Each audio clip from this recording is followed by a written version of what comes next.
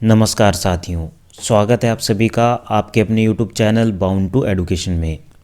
मैं आप सभी का स्वागत करता हूं आज के इस नए वीडियो में। आज हम लोग JSSC lab assistant, JSSC PGT and JSSC technical chemistry से संबंधित मोस्ट इम्पॉर्टेंट क्वेश्चंस को देखेंगे।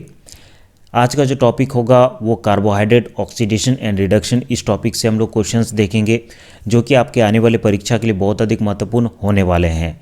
जो भी क्वेश्चंस इस वीडियो में इंक्लूड किए गए हैं, सारे क्वेश्चंस अदर स्टेट में विभिन्न प्रकार के परीक्षाओं में पूछे गए क्वेश्चन है, प्रीवियस ईयर के क्वेश्चन है। इससे आपको अपना लेवल पता चल जाएगा कि किस प्रकार के क्वेश्चन आपके परीक्षा में बनेंगे। तो चलिए बिना किसी देरी के आज के इस वीडियो को शुरू करते हैं। वीडियो को शुरू करने से पहले एक जानकारी देना था कि इससे पहले मैंने कहा था कि आपको तैयारी के लिए JSSC PGT and lab assistant के लिए ये बुक बेस्ट होता है, और इस बुक के लिए मैंने कहा था कि आपको 99 लगेंगे और पूरा बुक का पीडीएफ में प्रोवाइड करूँगा। लेकिन बहुत सारे स्टूडेंट कह रहे थे कि सर 99 भी नहीं है, तो मैंने इसका प्राइस रिड्यूस करके 50 कर दिया है। ओनली 50 आप पे करके इस किताब को ले सकते हैं। लगभग 500-550 पेजेस हैं। अगर आप कंप्लीट करने सकते हैं तो मैं आपको गारंटी देता हूँ 75% आपका जो केमिस्ट्री का सिलेबस है वो कंप्लीट हो जाएगा। ठीक है, तो देखो यार 50 तो खर्चा कर ही सकते हो मेरे ख्याल से। अंतिम समय में अगर आप 50 रुपया खर्चा करके आपका 75 क्वेश्चन इसी में कवर हो जा रहा है तो इससे अच्छा और क्या चाहिए। ठीक है, तो अगर आप इस किताब को लेना चाहेंगे तो मुझे टेलीग्राम पे मैसेज कर देना। नीचे आपको डिस्क्रिप्शन में टेलीग्राम का लिंक मिल जाएगा। डायरेक्ट पर्सनल मैसेज करना या फिर आप व्हाट्सएप में भी मैसेज कर सकते हैं, उसका भी मैं व्हाट्सएप नंबर नीचे डिस्क्रिप्शन में दे दूंगा। तो चलिए आज के इस वीडियो को शुरू करते हैं और आते हैं क्वेश्चन नंबर 1 पे। Which one of the following is not give a positive test with Benedict's reagent? L arabinose, D galactitol, D fructose या फिर एमाइलोज? क्वेश्चन नंबर 1 का करेक्ट आंसर देंगे। मैं आपको 5 सेकंड का टाइम दे रहा हूँ, आप खुद से आंसर देने का प्रयास करें, उसके बाद मैं आपको एक्सप्लेन कर दूंगा।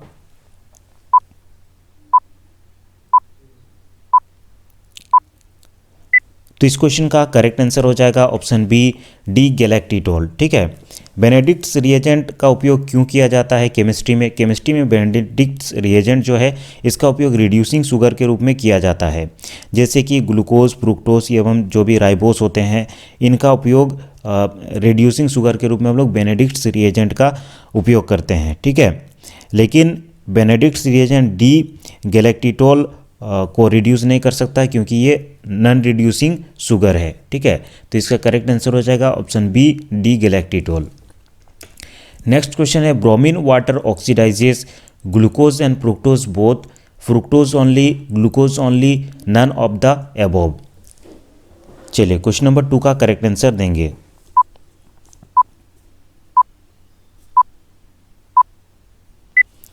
तो इस क्वेश्चन का करेक्ट आंसर हो जाएगा option C, glucose only. Bromine water is a mild oxidizing agent. Bromine water क्या होता है? मिल्ड ऑक्सीडाइजिंग एजेंट होता है और ये कुछ कुछ सिलेक्टिव शुगर्स को ही ऑक्सीडाइज करता है। ठीक है, जैसे कि oxidizes aldehyde to carboxylic group. अगर एल्डिहाइड ग्रुप रहता है उसको कार्बोक्सिलिक ग्रुप में कन्वर्ट करने के लिए हम लोग उपयोग करते हैं।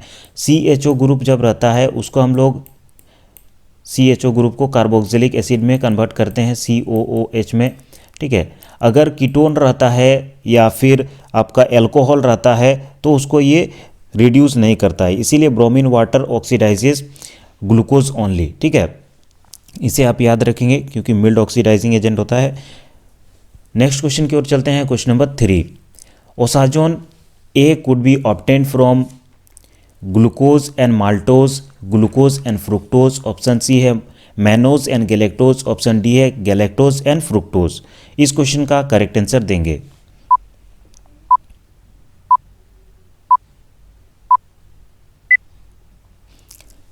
तो इस क्वेश्चन का करेक्ट आंसर हो जाएगा option B, glucose and fructose. यहाँ पे जो ओसाजोन फॉर्मेशन ए हो रहा है इसको हम लोग ग्लूकोज एंड फ्रुक्टोज के साथ रिएक्शन करवा के कर सकते हैं। HCl के साथ रिएक्ट करवाएंगे तो हम लोग को ये ओसाजोन फॉर्मेशन मिलेगा। नेक्स्ट क्वेश्चन की ओर चलते हैं, question number 4। The glucose molecule react with X molecule of phenyl hydrogen to yield osazone. The value of X is 4, 2, 3 या फिर 1? इस क्वेश्चन का करेक्ट आंसर देंगे।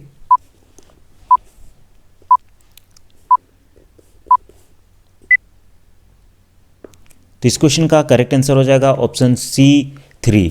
ग्लूकोज मॉलिक्यूल को हम लोग कोई एक्स मॉलिक्यूल है, एक मोल है, x mole of phenyl hydrogen से हम लोग रिएक्ट कराते हैं तो ओसाजोन मिलता है। ठीक है, तो हम लोग यहाँ पे 3 मोल ऑफ फिनाइल हाइड्रोजन उपयोग करते हैं। ठीक है, और फिनाइल हाइड्रोजन का आपको फॉर्मूला पता होगा, फॉर्मूला भी कभी आता है, इसका फॉर्मूला याद रखेंगे, C6H5 और NH2, ये इसका फॉर्मूला होता है फिनाइल हाइड्रोजन का। ठीक है, जिसको हम लोग ग्लूकोज के साथ रिएक्ट करवाते हैं और हमें ओसाजोन मिलता है, NH2, ये फॉर्मूला होता है फिनाइल हाइड्रोजन का। इसका फॉर्मूला भी आप याद रखेंगे, अगर पूछ दे तो आप उसका जवाब दे सकते हैं। तो कितना 3 मोल ऑफ फिनाइल हाइड्रोजन हम लोग उपयोग करते हैं। नेक्स्ट क्वेश्चन है, which one of the following is not a reducing sugar? कौन सा रिड्यूसिंग शुगर नहीं है? ग्लूकोज, फ्रुक्टोज, सुक्रोज या फिर माल्टोज?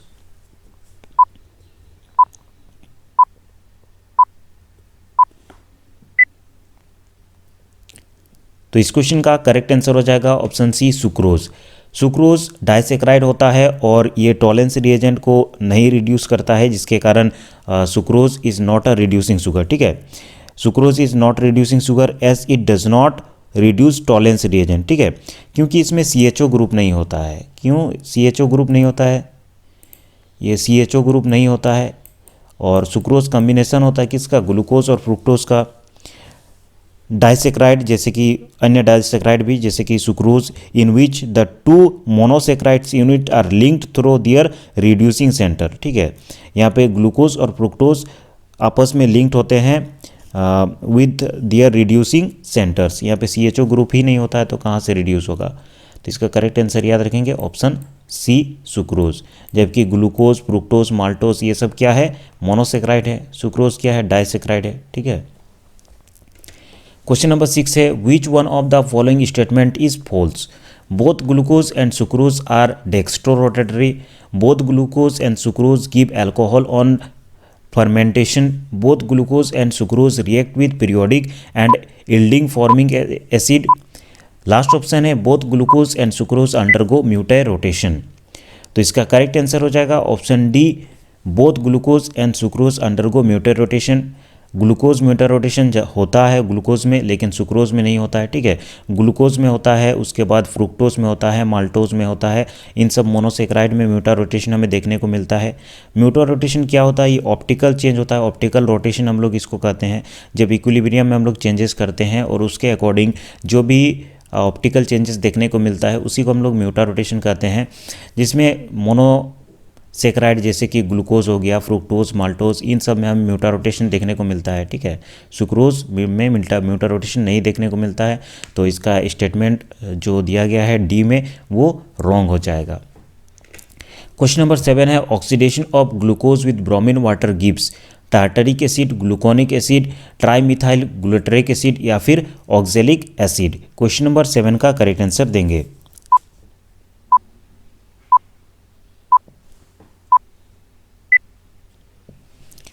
तो इस क्वेश्चन का करेक्ट आंसर हो जाएगा ऑप्शन बी, ग्लूकोनिक एसिड।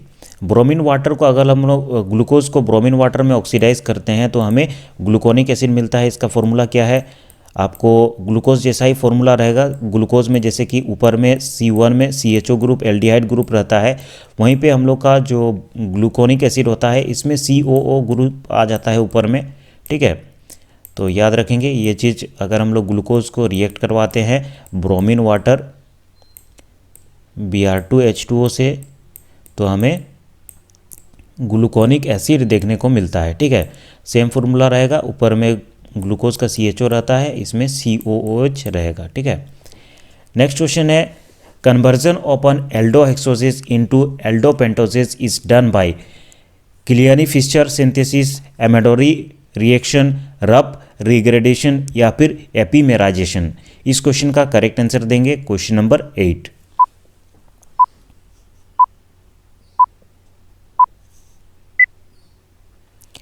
तो इस क्वेश्चन का करेक्ट आंसर हो जाएगा ऑप्शन सी, रप डिग्रेडेशन। ठीक है, रब डिग्रेडेशन एक साइंटिस्ट था जिसका नाम था रब, से ही उसका नाम स्टार्ट होता था, तो यही रब के द्वारा दिया गया था, इसीलिए रब डिग्रेडेशन कहते हैं, जिसमें डी ग्लूकोज से हम लोग डी एराबिनोज बनाते थे। ठीक है, डी ग्लूकोज से, इसे आप याद रखेंगे। एल्डोहेक्सोस इंटू एल्डोपेंटोसिस, अर्थात कि डी ग्लूकोज से आप याद रखेंगे, डी ग्लूकोज से हम लोग इसमें कन्वर्ट करते हैं, डी ग्लूकोज से हम लोग क्या बनाते हैं, डी एराबिनोज। ठीक है,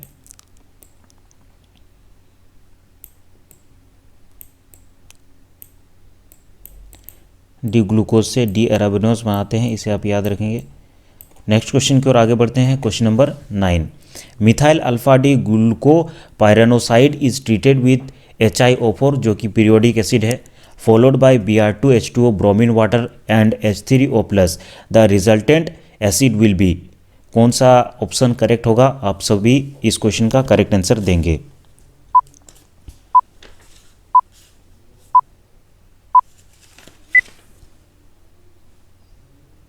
तो इस क्वेश्चन का करेक्ट आंसर हो जाएगा ऑप्शन सी, COOH, CHOH, CH2OH। ठीक है, और इसका क्या नाम है, इस एसिड का क्या नाम है? इस एसिड का भी नाम याद रखेंगे।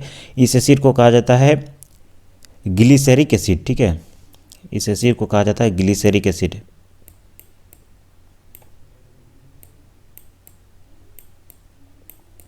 ग्लिसरिक एसिड कहा जाता है, इसे याद रखेंगे।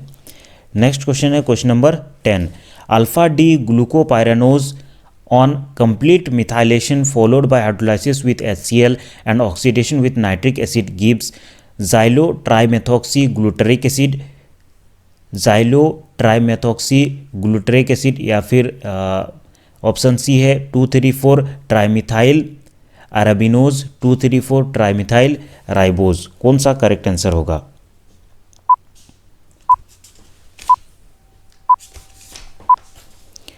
तो इस क्वेश्चन का करेक्ट आंसर हो जाएगा ऑप्शन ए, ज़ाइलोट्राइमेथॉक्सीग्लूटरिक एसिड। ठीक है, डी ग्लूकोपायरानोज जो होता है, डी ग्लूकोपायरानोज, उसका स्ट्रक्चर किस प्रकार होता है? मैंने शायद प्रीवियस वीडियो में भी इसे पढ़ाया था। इस प्रकार का स्ट्रक्चर होता है। ठीक है, आपको इस टाइप का स्ट्रक्चर देखने को मिलेगा।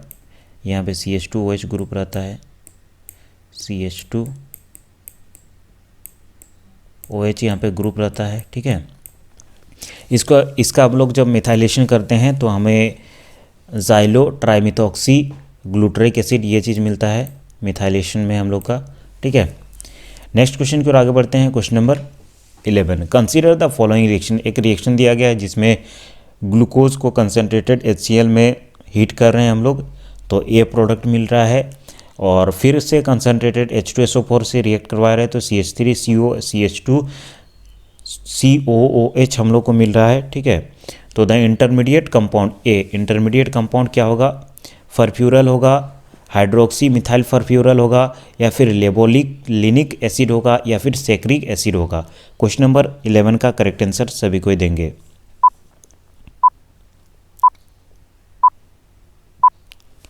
तो इस क्वेश्चन का करेक्ट आंसर हो जाएगा ऑप्शन बी, हाइड्रोक्सी मिथाइल फरफ्यूरल।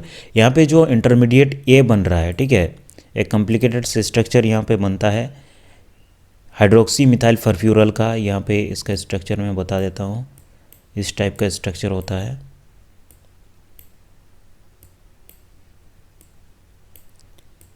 इस टाइप का यहाँ पे ऑक्सीजन होता है। ठीक है, और इधर COH ग्रुप रहता है,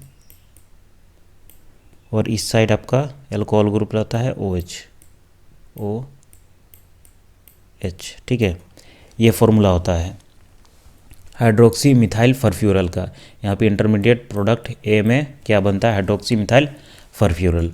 नेक्स्ट क्वेश्चन है question number 12, which one of the following carbohydrates and the product formed by its oxidation with concentrated nitric acid is correctly matched? Glucose, saccharic acid, fructose, oxalic acid, sucrose, tartaric acid, या फिर cellulose glycolic acid। Question number 12।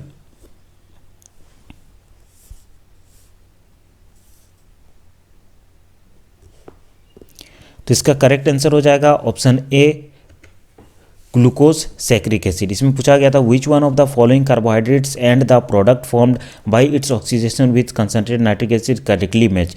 Glucose acid यहाँ पे saccharic acid, जिसे हम लोग ग्लूकेरिक acid भी कहते हैं, तो ये चीज़ ग्लूकोज से बनता है, तो इसका करेक्ट आंसर हो जाएगा ऑप्शन ए सैक्रिक एसिड, ये करेक्टली मैच्ड है। नेक्स्ट क्वेश्चन है क्वेश्चन नंबर 13।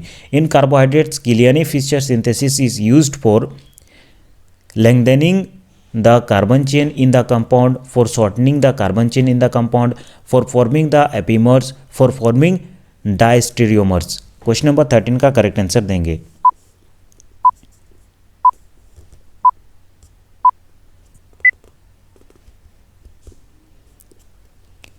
इसका करेक्ट आंसर हो जाएगा for lengthening the carbon chain in the compound. क्यों? क्योंकि किलियनी-फिशर से क्या होता है, the carbon chain of carbohydrates by adding one carbon to the aldehyde group of an aldoses. यहाँ पे एक कार्बन फिर से हम लोग ऐड करते हैं, तो इससे हम लोग का जो चेन होता है वो थोड़ा सा लंबा हो जाता है, ठीक है। तो इसका करेक्ट आंसर हो जाएगा option A for lengthening the carbon chain in the compound. Next question है question number 14। Glucose forms silver mirror on reacting with Tollens reagent, this proves that glucose contains a carboxylic group, glucose contains an amino group, glucose contains a ketonic group, या फिर last option है glucose contains an aldehyde group. Question number 14 का सभी कोई answer देंगे।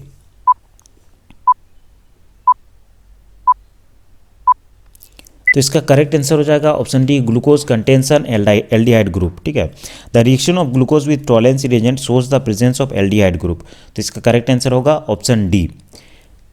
Question number 15 है which of the following statement is or are true. Cholesterol contains two angular methyl groups, one at C10 and other at C13। Oestrone contains phenolic hydroxide group, cholesterol is optically inactive compound. तो कौन सा correct होगा, एक आपको बताना है। Question number 15 का correct answer देंगे।